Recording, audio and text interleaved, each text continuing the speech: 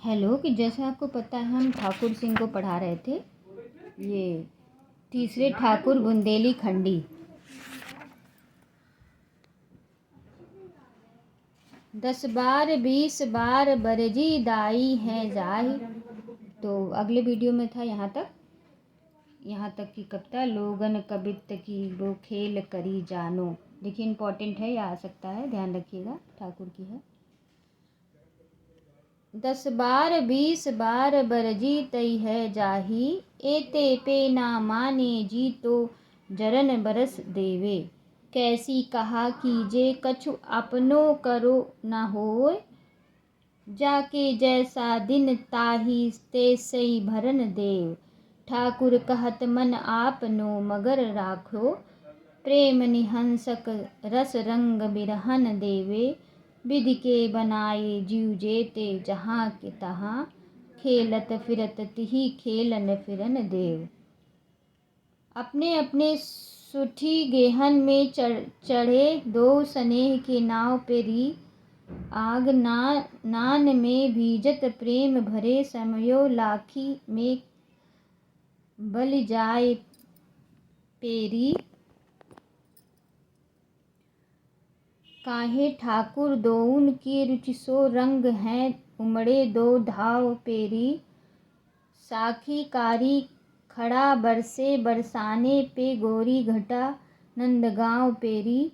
वा निर्मोहनी रूप की राशि जाऊ उर हेतु ठाहनी तिहे है। 12 बार बिलो की घरी घरी सूरति तो पहचानती है ठाकुर।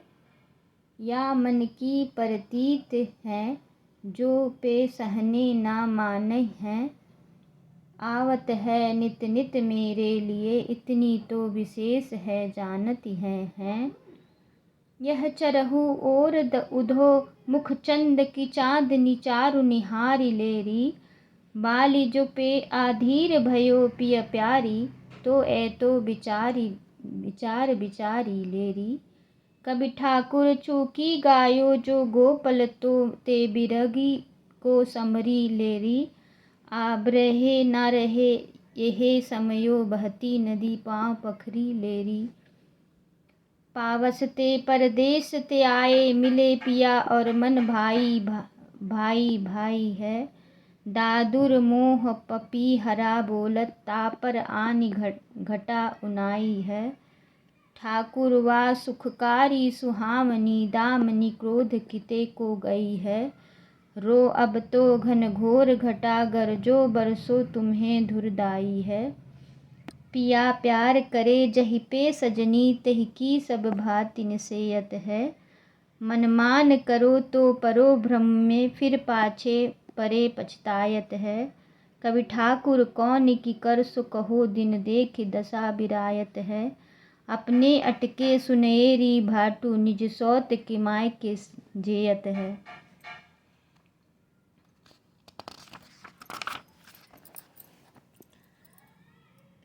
ललकदास बैनी कवि के भड़वा से ये लखनऊ के कोई कंठीधारी महंत हैं। ललकदास कौन है? कंठीधारी महंत। जान पड़ते हैं कि जो अपनी शिष्य मंडली के साथ इधर उधर फिरा करते थे। अतः संबंध 1860 और 1880 के बीच इनका वर्तमान रहना अनुमान किया जा सकता है। इन्होंने सत्यपाख्यान ललकदास का नामक एक बड़ा वर्णनात्मक ग्रंथ लिखा।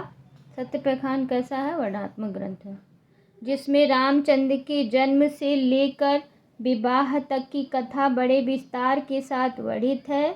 इस ग्रंथ का उद्देश्य कौशल के साथ कथा चलाने का नहीं, बल्कि जन्म की बधाई, बाल लीला, होली, जल क्रीड़ा, झूला, विवाह उत्सव आदि का बड़े ब्यौरे और विस्तार के साथ वर्णन करने का है। जो उद्देश्य महाराज रघुराज सिंह के राम स्वयंवर का है, वही इनका भी समझिए। पर इनमें सादगी है और यह केवल दोहो चौपाई में लिखा गया है। वर्णन करने में ललकदास जी ने भाषा के कवियों के भाव तो इकट्ठे ही किए, संस्कृत कवियों के भाव भी कहो कहीं रखे, रचना अच्छी जान पड़ती, कुछ चौपाई देखिए।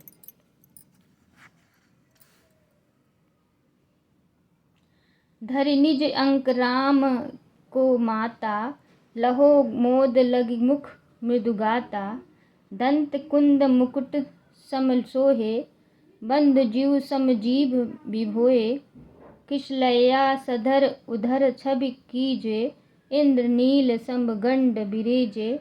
सुंदर चाबुक नासिक सोहे, कुम तिलक चिलक मन मोहे। काम चाप सम भ्रकुटी विराजे, अलक कलिक मुख अति छवि झाजे। यही विधि सकल राम के अंगा, लखी सुमति जननी सुख संगा। किसका है? ललक दास का पद है।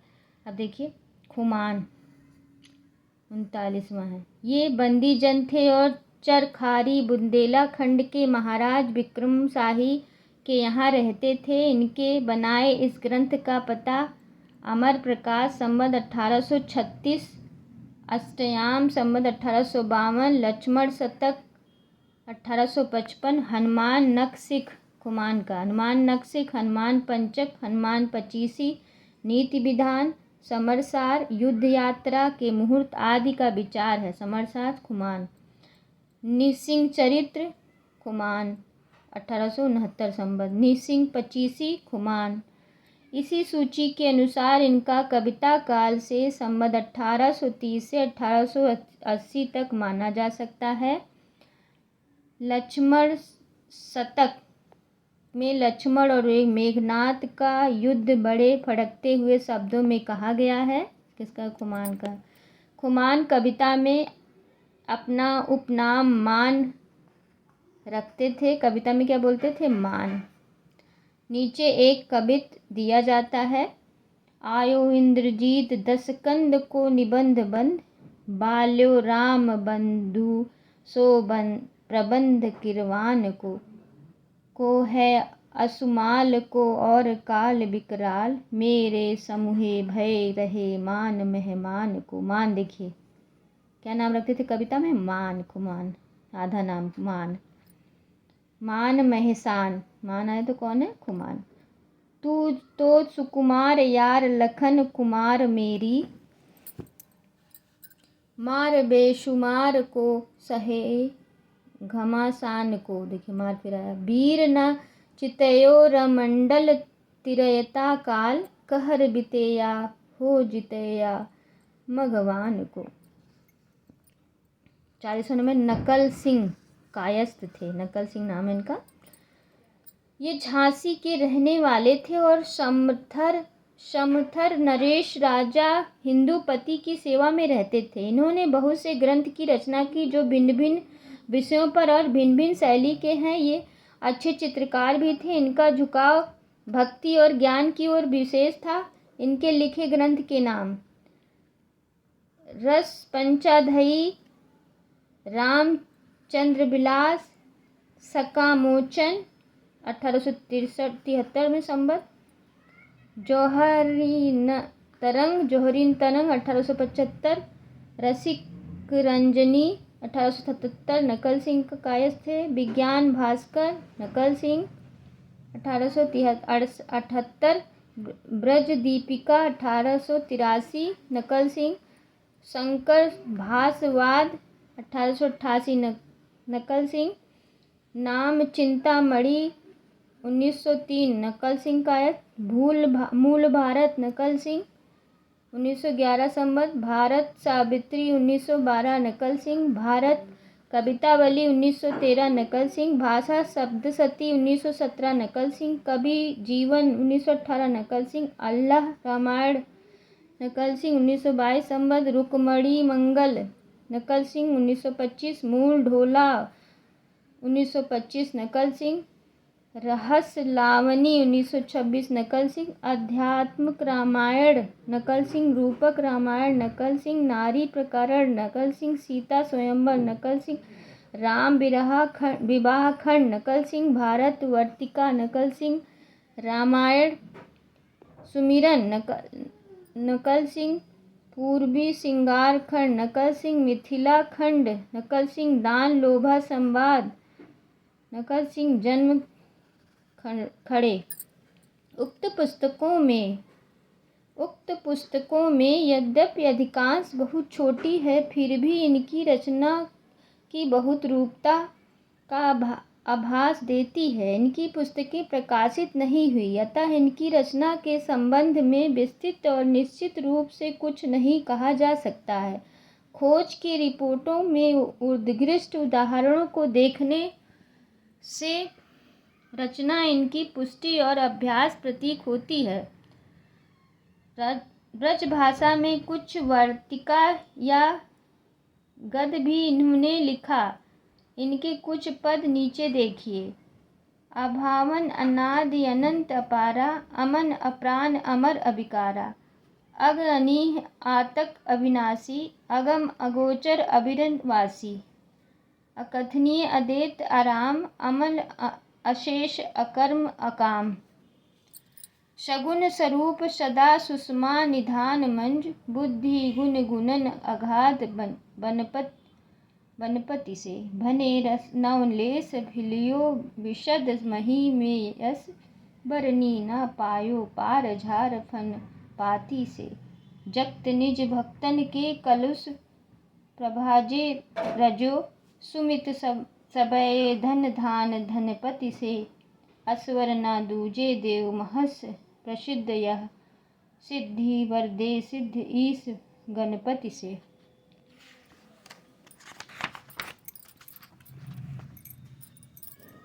अब नंबर आया राम सहाय दास का। ये चौबेपुर जिला बनारस के रहने वाले